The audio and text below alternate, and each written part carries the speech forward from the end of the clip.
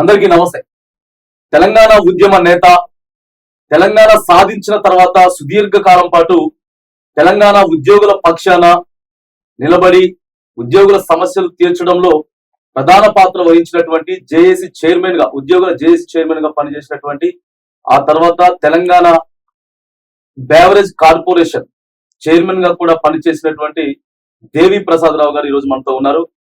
Sir తోటి ప్రతి విషయం కూడా, ఉద్యమంలో జరిగినటువంటి సన్నివేశాలు, ఆ తర్వాత తెలంగాణ ఏర్పడిన తర్వాత 10 ఏళ్ల పాటు బీఆర్ఎస్ పాలన ఎలా సాగింది, మరి ఇప్పుడు కొత్తగా కాంగ్రెస్ ప్రభుత్వం ఏర్పడి సంవత్సరం అయిపోతున్నటువంటి సందర్భంలో ఇప్పుడు పాలన ఎలా ఉన్నది అనేది ప్రతి విషయాన్ని కూడా క్లుప్తంగా తెలుసుకోవడానికి ఈరోజు మనం ముందుకు వెళ్తా ఉన్నాం. సార్ నమస్తే. సార్ నమస్తే.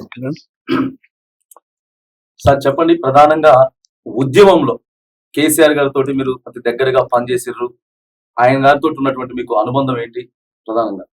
ముందుగా ఆకాశం టీవీ వీక్షకులకు అందరికీ నమస్కారం. అంటే కేసీఆర్ గారితో పనిచేయడం అంటే తెలంగాణ ప్రజల ఆకాంక్షల కోసం పనిచేయడం, తెలంగాణ దుఃఖాన్ని పంచుకోవడం, తెలంగాణకు సంబంధించినటువంటి విషయాలను అర్థం చేసుకోవడం, ఆ విషయాలను అర్థం చేసుకొని ఆ ప్రజా సమస్యల కోసం పయనించడం అనేటువంటిది కేసీఆర్తో ఉన్నటువంటి సంబంధం.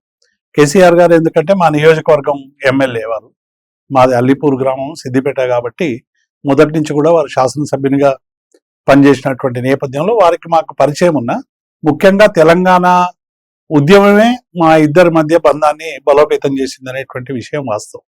అట్లాగే రెండవది, తెలంగాణ రాష్ట్ర సాధన అనేటువంటిది ఒక సుదీర్ఘకాల పోరాటం, అనేక ఆకాంక్షల ఆరాటం, అనేక త్యాగాల పునాదుల మీద తెలంగాణ రాష్ట్రం సాధన అయిందనేది మనకు అందరికి కూడా తెలిసింది. బిఫోర్ 2001 ముందు, టిఆర్ఎస్ పార్టీ ఆవిర్భావం ముందు అనేక మంది అనేక రకాలుగా వివిధ కోణాల్లో ప్రయత్నించారు. అనేక ప్రజా సంఘాలు తెలంగాణ రాష్ట్ర సాధన కోసం అనేక ఉద్యమాలు నడిపినాయి.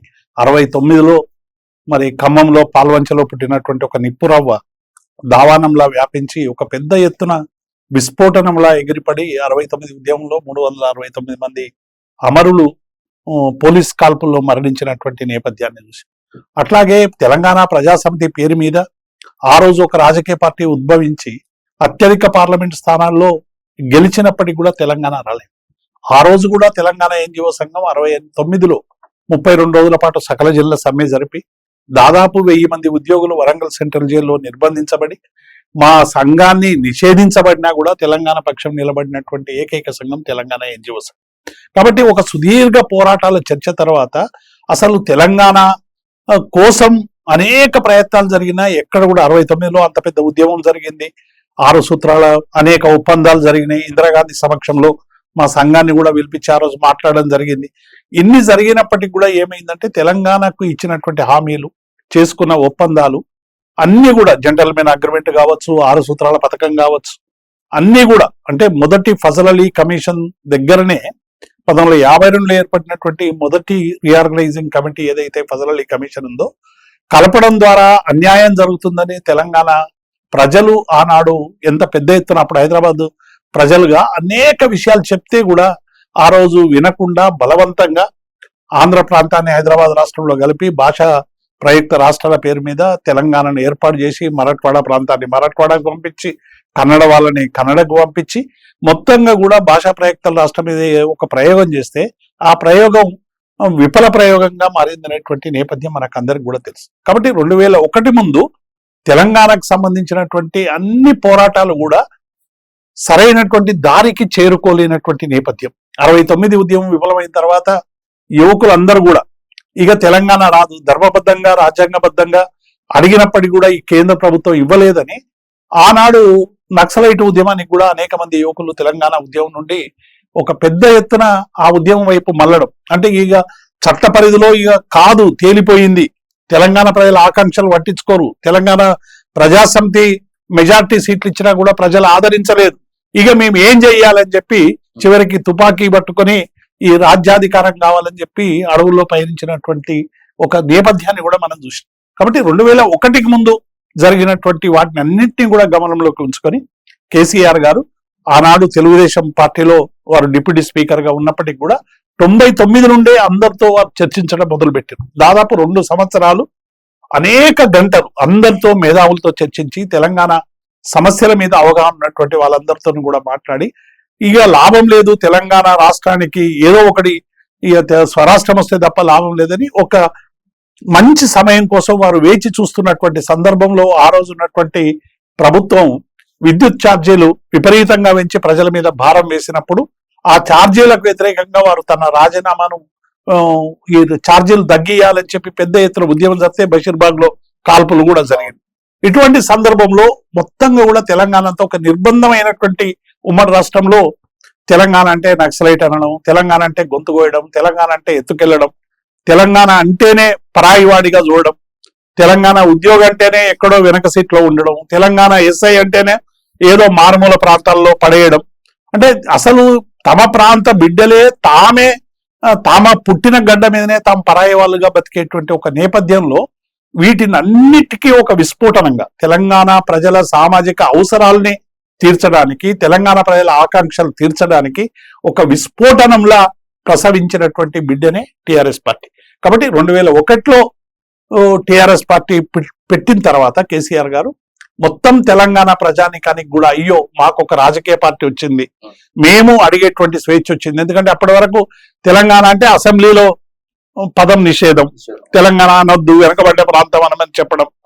అట్లాగే తెలంగాణని ఎవరైనా వాళ్ళని ఆనాడు ఉన్నటువంటి పీపుల్స్ వార్ పార్టీ సంబంధించినటువంటి నాయకులను, రాడికల్ విద్యార్థులు గాను, లేకుంటే నక్సలైట్ నాయకులు గాను చిత్రీకరించేటువంటి ప్రయత్నం చేసి వాళ్ళని అణిచేసేటువంటి ప్రయత్నం చేశారు. కానీ కేసీఆర్ గారు వచ్చిన తర్వాత వీటికి అన్నిటికీ ఒక రాజకీయ పరమైనటువంటి ఒక విశాలమైనటువంటి ఒక వేదిక టిఆర్ఎస్ పార్టీ అయింది. ఆట మాట పాట అన్ని బంద్ అయినటువంటి నేపథ్యంలో తెలంగాణను గొంతు విప్పేటువంటి ఒక గొప్ప సాహసం కేసీఆర్ గారు చేయడం అనేటువంటిది ఒక గొప్ప చరిత్రలో ఒక గొప్ప ఒరవడి అనేటువంటిది మనకు అర్థమవుతుంది. బాగా వివక్షత చూపించేది సార్. అసలు వివక్షత పైన ఉన్న ఆఫీసర్లు కానీ ఉద్యోగుల మీద. ఇప్పుడు కిరణ్, తెలంగాణ రాష్ట్రంలో తెలంగాణ ఉద్యోగులు 69లో ఆ రోజు మేమందరం కూడా అన్నది ఏంటంటే, అప్పుడు మనమేమో అంత నైజాం డైనెస్టీలో పరిపాలనలో ఉన్నాం. అంటే తెలంగాణ ప్రాంతం అంతా కూడా వివిధ నైజాం కు సంబంధించినటువంటి డైనెస్టీలో ఉన్నాం. కోస్తా ఆంధ్ర ప్రాంతం అంతా కూడా బ్రిటిష్ పరిపాలనలో ఉన్నది. అక్కడ అన్ని కాన్వెంట్ స్కూళ్ళు, ఇక్కడనేమో ఉర్దూ మీడియం స్కూల్.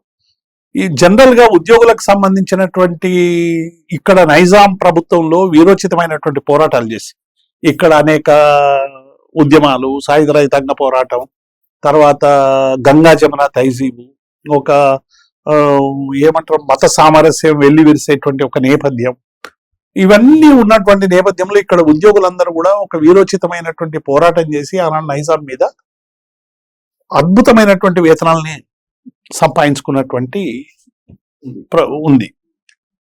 అక్కడ ఉన్నటువంటి ఉద్యోగులకి ఇక్కడికంటే వేతనాలు తక్కువ ఉన్నాయి. ఎందుకంటే తెలంగాణ సర్ప్లస్ స్టేటు, తెలంగాణ అప్పటికే సకల సంపద ఉన్నటువంటి రాష్ట్రం.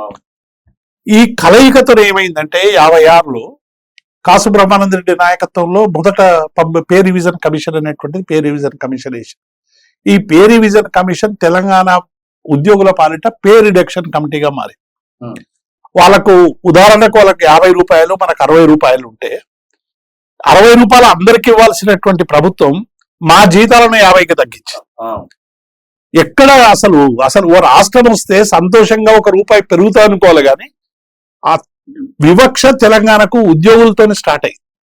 అందుకే జయశంకర్ గారు ఏమైందంటే, ఈ రాష్ట్రం ఆవిర్భావానికి ముందు ఆయనకు అపాయింట్మెంట్ ఆర్డర్ వచ్చింది. కొత్తపల్లి జయశంకర్ గారు టీచర్ గా ఆయనకి ఇచ్చినప్పుడు 240 రూపాయల స్కేల్ తో ఆయనకు ఉద్యోగం ఇస్తే, తెలంగాణ రాష్ట్రం మరి ఉమ్మడి రాష్ట్రం అయిన తర్వాత ఆయన వేతనం 200లకు తగ్గింది. అంటే ఆయన జయశంకర్ గారు చాలా సందర్భాలు అన్నాడు, వివక్ష నాతోనే మొదలైంది తెలంగాణలో అని. అంటే తెలంగాణలో వివక్ష అనేటువంటిది ఉద్యోగుల మీద విపరీతమైనటువంటి వివక్ష. తర్వాత ప్రమోషన్లలో ఇక్కడికి వచ్చిన తర్వాత ఉర్దూ మీడియం కావడం వల్ల ఇంగ్లీష్ లో సహజ సిద్ధమైనటువంటి ప్రావీణ్యం లేకపోవడం కారణాన ఇక్కడ అనేక మంది ఉద్యోగులకు ప్రమోషన్లు తిరస్కరించారు. కేవలం ఇంగ్లీష్ లో ప్రావీణ్యం ఉన్నటువంటి వాళ్ళకే ప్రమోషన్లు ఇచ్చేటువంటి ప్రయత్నం చేయడం.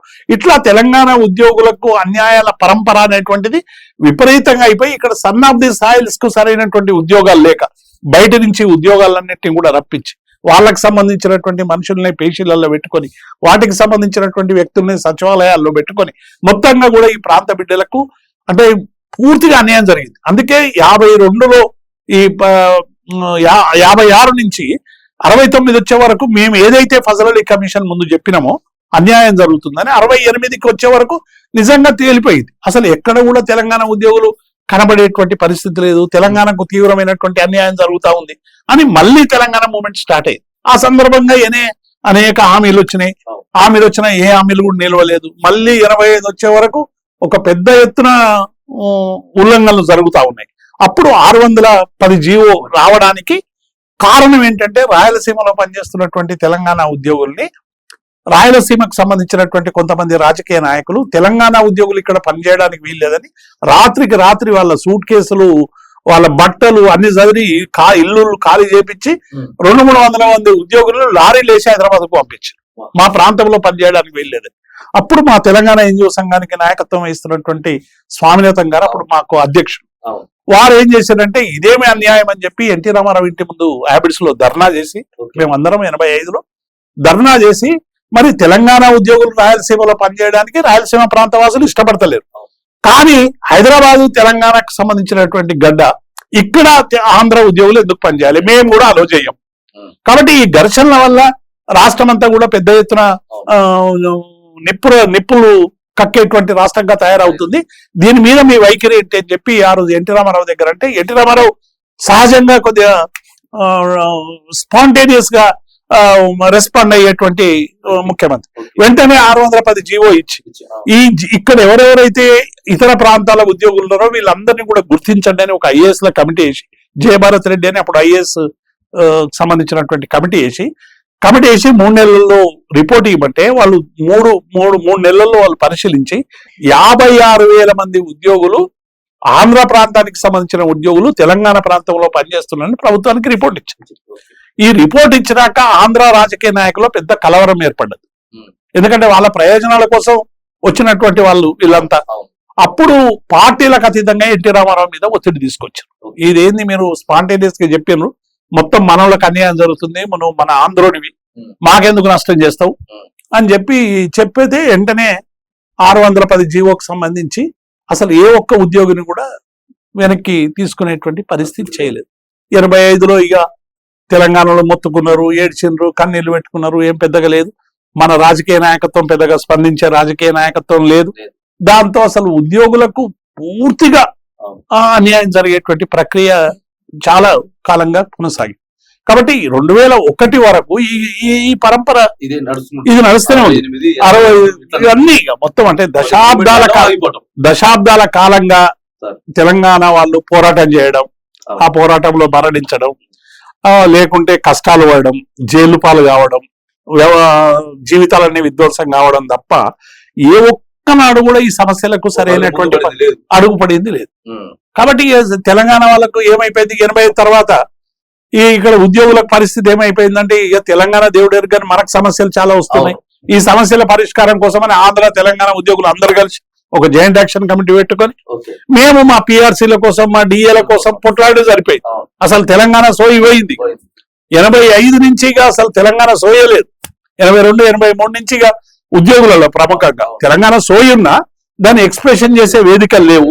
దానికి వ్యతిరేకంగా మాట్లాడేటువంటి వాళ్ళ సంఖ్య తక్కువ అయిపోయింది, ఉన్న డైవర్ట్ చేసేటోళ్ళు. కాబట్టి ఎక్కడ కూడా లేదు. కానీ ఒక తెలంగాణ ఎన్జిఓ సంఘం మాత్రమే రాష్ట్రం, ఉమ్మడి రాష్ట్రం ఆంధ్రప్రదేశ్ అయినా కూడా పేరు మార్చుకున్నటువంటి ఏకైక సంఘం తెలంగాణ ఎన్జిఓ సంఘం. చాలా పేర్లు ఆంధ్రప్రదేశ్ గా బోర్డులు మార్చేసారు. మాది హైదరాబాద్ సర్కారీ ములాజిమ్ యూనియన్ అని ఉండే మా పేరు. మేము దాన్ని తెలంగాణ ఎన్జిఓ సంఘంగా మార్చుకున్నాం. మిగతా వాళ్ళందరూ ఆంధ్ర సంఘాలుగా పేరు మార్చుకున్నారు. కానీ మాకు ముఖ్యమంత్రుల నుంచి కూడా ఒత్తిడి వచ్చింది, మీరు ఉమ్మడి రాష్ట్రం ఆంధ్రప్రదేశ్ తెలంగాణ పేరు ఏందని. అయినప్పటికీ కూడా మా తెలంగాణ అస్తిత్వం నిలుపుకోవడానికి తెలంగాణ ఉద్యోగులం అని చెప్పి మేము చాలా స్పష్టంగా మా పేరును మాత్రం మార్చలేదు. కాబట్టి ఇది ఉద్యోగులకు సంబంధించినటువంటి అంటే అప్పుడు 69 ఉద్యమంలో ప్రధానమైనటువంటి నినాదాలు 2. నీళ్లు లేవు అప్పుడు, నిధులు, నియామకాలు. నీళ్ళకు ఇంకా మనకు లేదు. అప్పటికి రాజసాగర్ కట్టినా మనం అనుకున్న ప్రాంతంలో అది నిర్మించలేకపోయినా తెలంగాణ ప్రాంతంలో ఎక్కడ ప్రాజెక్టులు లేకపోయినా పోతూనే ఉన్నాయి. కానీ ఆ టీఎంసీల లొల్లి కానీ ఆ ప్రాజెక్టుల విషయం కానీ మనకు పెద్దగా సోయి లేదు. మన ఫైట్ అంతా కూడా నిధుల నియామకాల మీదనే పోయింది. కాబట్టి అది అందులో ఎక్కువ రైతాంగం పార్టిసిపేట్ కాలేదు. 69 ఉద్యమంలో 69 ఉద్యోగుల్లో పార్టిసిపేట్ అయిందంతా కూడా విద్యార్థులు, ఉద్యోగులే ప్రధానమైన కనిపిస్తుంది కాబట్టి, అంటే కొట్టొచ్చినట్టు కనబడుతుంది కాబట్టి ఈ రంగాలే వచ్చినాయి. నెక్స్ట్ ఉద్యమం 2001 టిఆర్ఎస్ వచ్చిన తర్వాత రైతాంగం ఎందుకు తోడైందంటే నీళ్లు. ఎందుకంటే మనకు రావాల్సిన నీళ్లు మనకు కృష్ణాలో మన వాటా దక్కలేదు, గోదావరిలో మన వాటా దక్కలేదు. ఒక్క టీఎంసీ వస్తే 10,000 ఎకరాలు వాడతాయట. మా విద్యాసాగర్ రావు గారు, జయశంకర్ గారు ఇటువంటి వాళ్ళందరూ కూడా ప్రజానికాన్ని చైతన్యం చేసేటువంటి ప్రయత్నం చేయడం వల్ల అసలు విద్యుత్ ఎన్ని మెగావాట్ల విద్యుత్ ఉత్పత్తి కావాలి, ఎన్ని మెగావాట్ల విద్యుత్ తెలంగాణకు వస్తుంది, ఒక టీఎంసీ నీళ్లు ఎందుకు మనం తెచ్చుకోలేకపోతున్నాం, అసలు మన వాటా ఏంది, కృష్ణాలో ఏంది, గోదావరిలో ఏంది, ట్రిబ్యునల్స్ ఏం చెప్పినాయి, ఎందుకు ఇస్తలేరు, మన ప్రాజెక్టులు ఎందుకు కడతలేరు, ఇవన్నిటి మీద కూడా ఒక పెద్ద చైతన్యం టిఆర్ఎస్ పార్టీ వచ్చినాక. టిఆర్ఎస్ పార్టీ ఒక రాజకీయ పార్టీ అయినప్పటికీ కూడా తెలంగాణ ప్రజలకు సంబంధించినటువంటి అనేక సామాజిక అంశాల పట్ల, అది నీళ్ల పట్ల కావచ్చు, నిధుల పట్ల కావచ్చు, నియామకాల పట్ల కావచ్చు, వివక్ష పట్ల కావచ్చు, భాష పట్ల కావచ్చు, అస్తిత్వం పట్ల కావచ్చు, సాంస్కృతిక రంగాల్లో జరిగినటువంటి దోపిడీ కావచ్చు, మీడియాలో జరుగుతున్నటువంటి అన్యాయాలు కావచ్చు, ఇవన్నీ కూడా ఒక విశాలమైనటువంటి ఒక దృక్పథంతో ఈ అంశాలన్నీ కూడా ప్రజల్లో పెద్ద ఎత్తున చర్చ వచ్చేటువంటి ప్రయత్నం చేసేసారు. దాంతోనే ప్రజల్లో అన్ని వర్గాలు, అసలు అందుకే మీకు తెలంగాణ ఉద్యమం అనేది సబ్బండ వర్గాల ఉద్యమం అని, అందుకే జయశంకర్ గారు దానికి ఒక పేరు పెట్టిండ్రు. రాడికల్ విద్యార్థి సంఘం నుండి రాష్ట్రీయ స్వయం సేవక్ సంఘ్ వరకు ఉన్నటువంటి వాళ్ళందరం కూడా తెలంగాణ కోసం కొట్లాడదామని, ప్రతి ఒక్కరం భాగస్వామ్యం కావాలి. మీడియాలో ఉండేటువంటి 6,000 7,000 తీసుకునేటువంటి కెమెరామెన్ దగ్గర నుంచి లక్షల రూపాయలు తీసుకునే సిఇఓ వరకు, వాటిని నడిపిస్తున్నటువంటి యాజమాన్యం వరకు, కెమెరామెన్, రిపోర్టరు, సిఇఓ, యాజమాన్యం అందరూ తెలంగాణ కోసం కొట్లాడి, ఒక్కొక్కరి ఆకాంక్షలు ఒక్కొక్కటి. మా కెమెరామెన్ జీవితాలు బాగుపడాలని కెమెరామెన్, మా సిఇఓ తెలంగాణకు కావాలని సిఇఓలు, యాజమాన్యాలు, ఆంధ్ర యాజమాన్యాలు, మిగతా యాజమాన్యాల వలన పెద్ద ఇబ్బందులు పడుతున్నాం, కనీసం మన గవర్నమెంట్ వస్తే మనకు కొన్ని ప్రోత్సాహాలు ఇస్తారని వాళ్ళు, అంటే ఒక్కొక్కరి ఆకాంక్షలు ఒకరు. చివరికి ఏమైందంటే పేపర్లు ఏరుకునేటువంటి వాళ్ళు సీసాలు కూడా ఏరుకుంటారు, ఏరుకొని ఇస్తారు. అటువంటి వాళ్ళు, అంటే వాళ్ళు అటువంటి వాళ్ళందరూ కూడా జేఏసీలో కలిసి వచ్చారు. అంటే ఆకాంక్షల్ని, అంటే తెలంగాణ అనేది ఎట్లయిపోయిందంటే, తెలంగాణ రావడం అనేటువంటిది మన జీవితాలకి పరిష్కారం దొరుకుతుంది, ఖచ్చితంగా సాధించుకోవాల్సింది. నేను ఆ పోరాటంలో ఉండాలనేటువంటి ఒక గొప్ప చైతన్యం తెలంగాణ ఉద్యమం తెచ్చింది. దానికి కేసీఆర్ ఇచ్చినటువంటి టచ్ ఏంటంటే, అంతవరకు ప్రజా సంఘాలు పనిచేసిన ఒక రాజకీయ పరమైనటువంటి దానికి ఒక టచ్ ఇవ్వడం, రాజకీయ పరమైనటువంటి నేపథ్యం ఇవ్వడం, ఆ రాజకీయ పరమైనటువంటి పార్టీ పెట్టడం దేశవ్యాప్తంగా. ఎందుకంటే తెలంగాణ రావాలంటే కొట్లాడితే రాదు, అదే రాజ్యాంగబద్ధంగా పార్లమెంట్ లో బిల్లు పాస్ కావాలి. బిల్లు పాస్ కావాలంటే పార్లమెంట్ లో మనకు బలం ఉండాలి. మనం బలం ఉండాలంటే అన్ని రాజకీయ పార్టీలని సంప్రదించాలి, వాళ్ళని అనివార్యంగా ఒప్పించాలి. ఈ ఒప్పించడానికి ఒక పెద్ద ఎత్తున కేసీఆర్ గారు అనేక ప్రయత్నాలు చేశారు. కాంగ్రెస్ తో పొత్తు పెట్టుకున్నాడు, కేంద్ర మంత్రి వస్తే పోర్టుఫోలియో లేకుండా మంత్రిగా ఉన్నాడు, ఇక్కడ పొత్తు పెట్టుకొని రాష్ట్ర మంత్రివర్గంలో చేరినరు. ప్రెసిడెంట్ స్పీచ్ లో ఈ విషయం చెప్పించిండు, కామన్ మినిమం ప్రోగ్రామ్ లో పెట్టించిండు, ఇందిరాగాంధీతో కరీంనగర్ సభలో అనిపించిండు. ఆ చివరికి ఆయన అమర నిరాహార దీక్ష చేసి, చావోరేవో తెలుసుకోవడానికి అమర నిరాహార దీక్ష చేసి చిదంబరంతో ప్రకటన చేయించాడు. అంటే ఇవన్నీ కూడా, అంటే ఈ క్రొనాలజికల్ ఆర్డర్ అంతా కూడా ప్రజల భాగస్వామ్యం ఉన్న ఈ మొత్తం ప్రజా భాగస్వామ్యం అన్నంతా కూడా ఒక పెద్ద ఎత్తున నాయకత్వం వహించి నిటారుగా నిలబడి తెలంగాణ తీసుకురావడంలో కేసీఆర్ అనేటువంటిది ప్రధాన పాత్ర. కాబట్టి కేసీఆర్ అనేది తెలంగాణ ఉద్వేగం, తెలంగాణ అస్తిత్వం, తెలంగాణ పోరాటం, తెలంగాణ ఆకాంక్ష మొత్తం. అసలు కేసీఆర్ అనేటువంటి పదాన్ని ఇలాగో పిచ్చి కూతలు కూస్తా ఉన్నారు కొందరు, తెలంగాణలో కేసీఆర్ పదం లేకుండా చేస్తామనేటువంటి వాళ్ళకి తెలంగాణ అన్న ప్రతి సందర్భంలో కేసీఆర్ గుర్తుకొస్తుంది. కేసీఆర్ లేకుండా తెలంగాణ లేదు, తెలంగాణ లేకుండా కేసీఆర్ లేదు. కాబట్టి ఈ పిచ్చి ప్రయత్నాలు బాని తెలంగాణ రాష్ట్ర అభివృద్ధి కోసం పనిచేయాలని మీ ఛానల్ ద్వారా నేను వాళ్ళకి విజ్ఞప్తి చేస్తాను. తప్పకుండా సార్. ఇక మరి ఉద్యోగులంతా కూడా ప్రధానంగా ప్రత్యేక రాష్ట్రం సాధించుకున్నామనంటే ఉద్యోగుల పాత్ర చాలా కీలకమైనది. ఎందుకంటే ఉద్యోగం మన కుటుంబం కూడా వెనక కనపడుతుంది. Yeah. సరే కామన్ పీపుల్ అంటే ఓకే, అంటే మనకు ఒక ప్రభుత్వ ఉద్యోగం ఉన్నది, దాన్ని కూడా పనంగా పెట్టి ఉద్యోగులు అందరి పక్షాన మళ్ళీ మీరు వాళ్ళకి ప్రాతినిధ్యం వహించి వాళ్ళని మోటివేషన్ చేసుకుంటా ఏ రోజైనా సరే ఉద్యోగం పోతే పరిస్థితి ఏంది అనేటటువంటి ఆలోచన వచ్చింది ఎప్పుడైనా? తప్పకుండా. ఎందుకంటే 69లో తెలంగాణ ఉద్యోగులు మొదటి నుంచి కూడా ఒక తీవ్రమైనటువంటి పోరాటం చేస్తారు తెలంగాణ కోసం. ఏ రాజకీయ పార్టీలు ఇంత కాన్స్టెంట్ గా పోరాటం చేయలేదు. 52లో మేము హైదరాబాద్ సర్కారీ ములాజిం యూనియన్ పేరు మీద ఫజల్ అలీ కమిషన్ దగ్గరికి పోయి హైదరాబాద్ రాష్ట్రాన్ని ఆ 2 భాషా ప్రయుక్త రాష్ట్రాల పేరు మీద కలపడం అనేటువంటిది మంచిది కాదని చెప్పినాం. 52లో చెప్పినాం. చెప్పిందే మేము. ఏ రాజకీయ పార్టీ అప్పటికి టీఆర్ఎస్ లేదు, మిగతా పార్టీలు ఉన్నప్పటికీ కూడా బీజేపీ కూడా అప్పటికి ఇంకా రాలేదు. అప్పుడు కాంగ్రెస్ కమ్యూనిస్టులే ఉన్నారు. కమ్యూనిస్టులు విశాలాంధ్ర కావాలని వాళ్ళ ఫైట్ వేరే ఉంది. అప్పుడున్న కాంగ్రెస్ లో కూడా పెద్దగా చైతన్యం లేదు. కాంగ్రెస్ అంతా ఆంధ్ర నాయకత్వం. కాబట్టి ఒక ఉద్యోగ సంఘంగా మేమే హైదరాబాద్ సర్కారీ ములాజిం యూనియన్ ప్రధాన పాత్ర పోషించాం. అంత ధైర్యం అసలు ఎట్లా ముందుకి అంటే అప్పటికి నేను చెప్తున్నా కదా, హైదరాబాద్ లో ఉండేటువంటి ఒక తత్వం ఏంటంటే డెఫినెట్ గా ఉద్యోగులందరూ ఒక వీరోచితమైనటువంటి పోరాటం చేసి సాధించుకున్నటువంటి అనేక ఫలితాలు ఉన్నాయి. తర్వాత ఆంధ్ర ప్రాంతం ఇందులో గెలవడం ద్వారా వచ్చే నష్టాలన్నింటినీ కూడా మొదలే ఊహించుకోవడం అనేటువంటిది ఒకటి. 2, ఇక్కడ అన్ని వర్గాలు కలిసిమెలిసి ఉండేటువంటి పద్ధతి. అప్పటికే ఇక్కడ సాయుధ రైతాంగ పోరాటం లాంటివి జరగడం, కమ్యూనిస్టు పార్టీలు నేతృత్వం వహించడం, ఆ కమ్యూనిస్టు భావజాలంతో చైతన్యవంతమైనటువంటి ట్రేడ్ యూనియన్లు ఉండడం, ఇవన్నీ కూడా దీనికి ఒక రకమైనటువంటి భావజాలానికి స్క్రీన్ బిహైండ్ ఇవన్నీ కూడా పనిచేసినాయి. తర్వాత 69లో 610 జీవో రావడానికి ఆ రోజు తెలంగాణ ఎన్జిఓ సంఘమే 69లో పనిచేసింది. 69లో ఆ రోజు పెద్ద ఎత్తున ఉద్యోగాలు దొరకలేదనేటువంటి దాంతో అక్కడ ఆ రోజు పనిచేసింది. 85లో రాయలసీమలో ఉద్యోగులు వెళ్ళగొడితే పనిచేసింది తెలంగాణ ఎన్జిఓ సంఘం.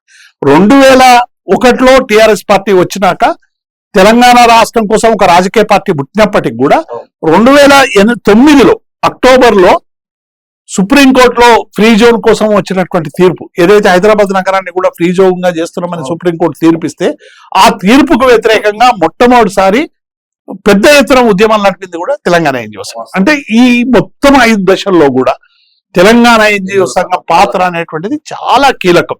ఉద్యోగులు 1000 మంది సెంట్రల్ జైల్లో నిర్బంధించబడితే ఆ 1000 మంది, ఆ రోజు సోషల్ మీడియా లేదు, ఇంత మాధ్యమాలు లేవు, బ్లేడు తీసుకొని 1000 మంది తమ చేతులు కట్ చేసి ఒక కుండలో రక్తం నింపి ఆ రక్తంతో కేంద్ర ప్రభుత్వానికి లేఖ రాసి, అంటే తెలంగాణ ఆకాంక్ష అనేటువంటిది ఉద్యోగుల్లో ఏ మోతాదులో ఉందో మనం ఈ సంఘటన ద్వారా మనకు వ్యక్తిగతంగా కూడా విమర్శలు చేసి అరెక్ట్ ప్రయత్నాలు కూడా చాలా చాలా చాలా ప్రయత్నాలు కూడా అనేక ప్రయత్నాలు జరిగినాయి. అంటే ఉద్యమం అన్నప్పుడు సహజంగానే ఉద్యమ వ్యతిరేక శక్తులు పనిచేస్తుంటాయి. కేసీఆర్ గారిని తిట్టినది ఇట్లు భారతదేశంలో ఏ నాయకుడు తిట్టలేదు. అయినప్పటికీ కూడా కేసీఆర్ తన మీద వ్యక్తిగతంగా తిట్టిరు కాబట్టి తన మానసిక స్థైర్యాన్ని ఎప్పుడు కోల్పోలేదు. ఇవి వస్తూనే ఉంటాయి. ఈ తిట్ల నడమనే మన ప్రయాణం కొనసాగాలని వారు ఏ నిర్ణయం అయితే తీసుకున్నారు అదే ఇలా తెలంగాణ తెచ్చిపెట్టింది. లేకుంటే తెలంగాణ వచ్చేది కాదు. ఆయన కూడా చాలా మంది చాలా రకాలుగా తూలనాడినరు, తిట్టినరు, రకరకాలుగా అది చేసినరు. చేసినప్పటికీ కూడా ఆయన మనోధైర్యాన్ని లక్ష్యం వైపే గురిపెట్టాడు. కేసీఆర్ కున్నటువంటి గొప్పతనం ఏంటంటే ఆయన ఏ పని అయితే తీసుకుంటాడో ఆ పని గమ్యం ముద్దాడేదాకా ఆయన నిద్రపోడు. సార్ ప్రతి దశలో కూడా మీరు ఉన్నారు. 85లో ఉన్నారు, 68లో ఉన్నారు, 2001 నుంచి కూడా సుదీర్ఘకాలంగా పనిచేసుకుంటూ వచ్చారు. ఏదో ఒక టైంలో అయినా సరే ఇదంతా అవుతుందా, అసలు వస్తుందా రాదా, ఏంది ఇదంతా అనేది ఒక సందర్భం అసలు మనసులో మీకు ఒక మీరు ఏకాంతంగా ఉన్నప్పుడు ఎప్పుడైనా అనిపించింది అసలు ఇదంతా మనం ఎందుకు పోవాలి, ఇట్లా అసలు ఏం జరుగుతా ఉంది అనేది? అంటే ఒక్కటి రాదా అంటే ప్రధానంగా మేము ఈ ఉద్యమానికి సంబంధించి పార్టిసిపేట్ అయిందంతా కూడా 80 నుంచే. 69 ఉద్యమంలో చిన్న పిల్లలం కాబట్టి అప్పుడు ఈ ఉద్యమాన్ని గురించి పెద్ద అవగాహన లేదు.